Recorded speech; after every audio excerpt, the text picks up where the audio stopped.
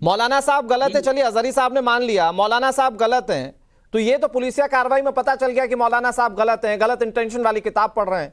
लेकिन अगर नहीं पकड़े जाते तो वो किताब भी पढ़ते और उसको बच्चों में डिस्ट्रीब्यूट भी करते। तो ये एक तरीके से क्या कोई इकोसिस्टम डेवलप किया जा रहा है क्या इस तरह से शैक्षणिक संस्थानों में, कि जो राष्ट्र विरोधी हो, जो चीज सही ना हो उसे परोसा भी जाए?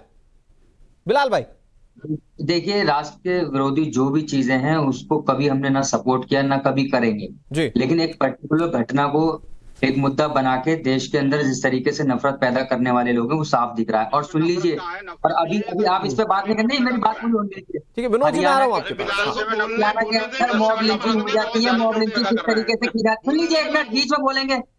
हरियाणा के अंदर, महाराष्ट्र के अंदर किसकी सरकार है, मुख्यमंत्री क्या कहते हैं, बीएडए क्या कर सकते हैं, कौन ध्यान देगा?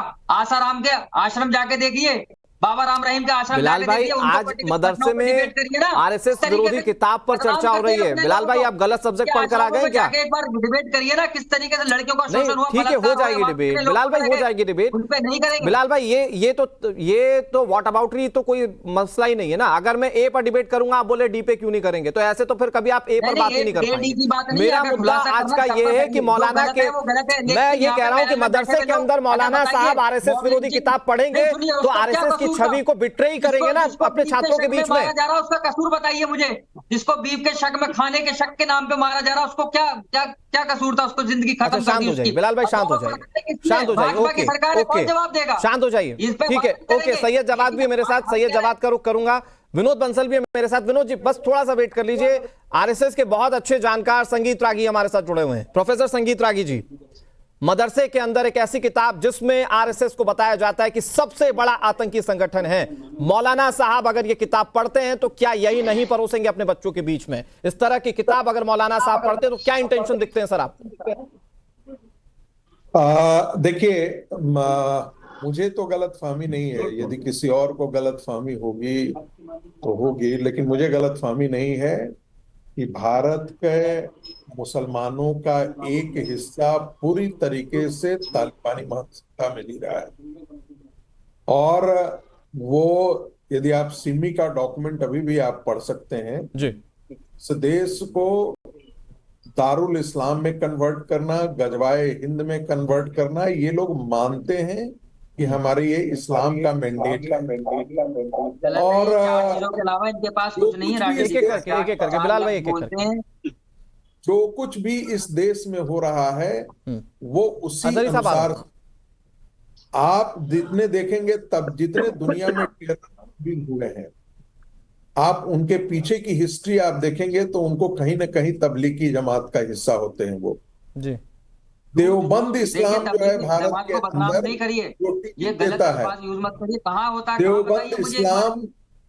देवबंद इस्लाम ही जो है वो आप डूरन लाइन के दाएं साइड और बाएं साइड मानसिकता है, दोनों साइड जो है वो जैसे मोहम्मद पैदा करता है, हिंदू मुजाहिदीन पैदा आरएसएस का इतिहास बताइए। बिलाल भाई एक एक करके, बिलाल भाई प्लीज, मैं शालीनता से कह रहा हूं। वो इस्लाम भारत में देवबंद इस्लाम जो है, जमीते इस्लाम आज भी भारत के अंदर वर्क कर रहा है।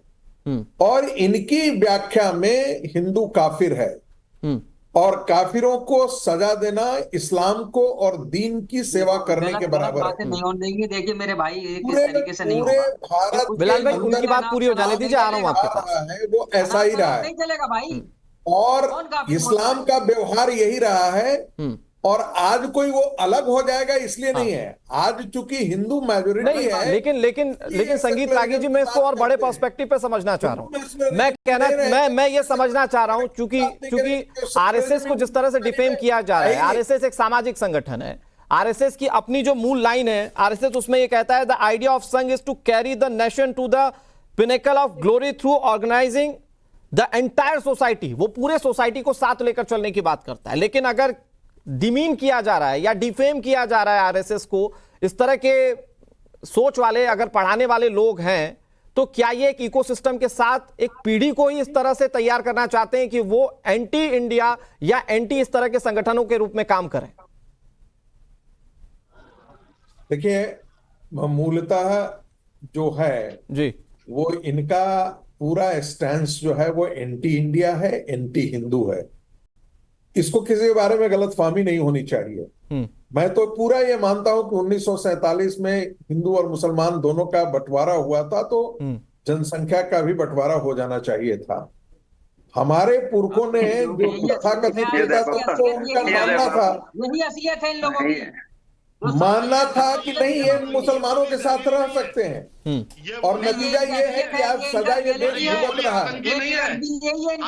मुसलमानों की इस मानसिकता की सजा ये आज भी देश भुगत रहा है। नहीं, संगीत रागी के ये अपने शब्द और अपने विचार में पहले ही क्लियर कर दूं, टाइम्स नाउ नवभारत और मैं व्यक्तिगत इस बात को मानता हूं कि हमारे देश में सब भाई भाई हैं और सभी एकता के साथ रहते हैं। मैं नहीं मानता। हाँ संगीत जी, ये आपके अपने विचार है। संगीत जी, आपके अपने विचार है। सरपंच से जुदा का नारा लगा था क्या?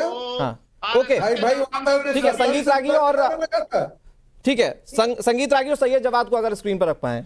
सैयद भाई, ये जैसा संगीत जी बता रहे हैं कि ये एक इस तरीके का ट्रेंड बनाया जा रहा है जिसमें आप पीएफआई का वो 2047 वाला डोजियर देख लीजिए, वो सिमी के उस डॉक्यूमेंटेशन की बात यहां पर संगीत रागी कह रहे हैं जिसमें कि भारत में एक गजवाए हिंद की प्लानिंग जो है वो चल रही है। तो क्या उसका एक हिस्सा है ये जो मदरसों के अंदर इस तरह के मौलाना हैं जो आरएसएस विरोधी चीजों को पढ़ रहे हैं, या यूं कहिए कि राष्ट्र विरोधी चीजों को पढ़ रहे हैं? सैयद जवाद प्लीज। नहीं, जिस किताब का जिक्र कर रहे हैं आप, ये जो आप किताब दिखा रहे हैं, वो पूर्व आईजी जो हैं महाराष्ट्र के एमएस मुशर्रफ साहब ने लिखी है जी। और किताब तो कोई भी पढ़ सकता है, और उसमें बाकायदा उन्होंने 26/11 का और हेमंत करकरे का जिक्र करा है।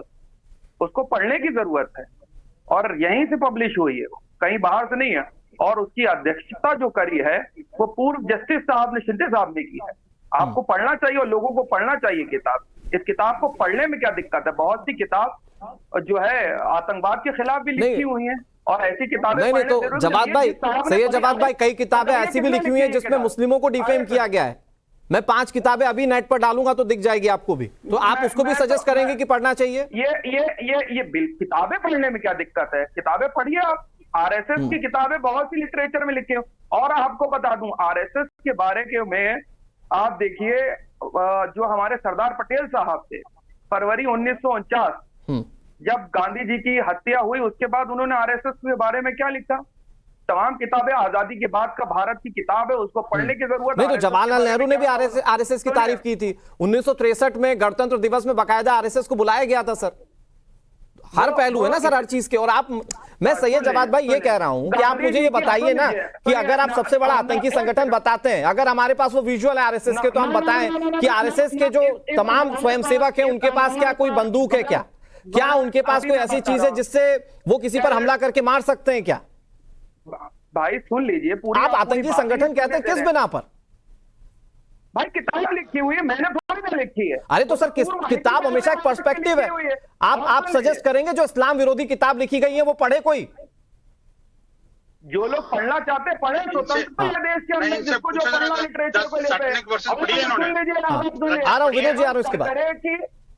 अभी सुन लीजिए, कोर्ट के अंदर हलफनामा देख करके आरएसएस के एक प्रचारक ने कहा कि आरएसएस कौन सी ट्रेनिंग देता है, बाकायदा उसके ऊपर आज तक जांच नहीं हुई। कोर्ट के अंदर हलफनामा। ठीक है संगीत जी,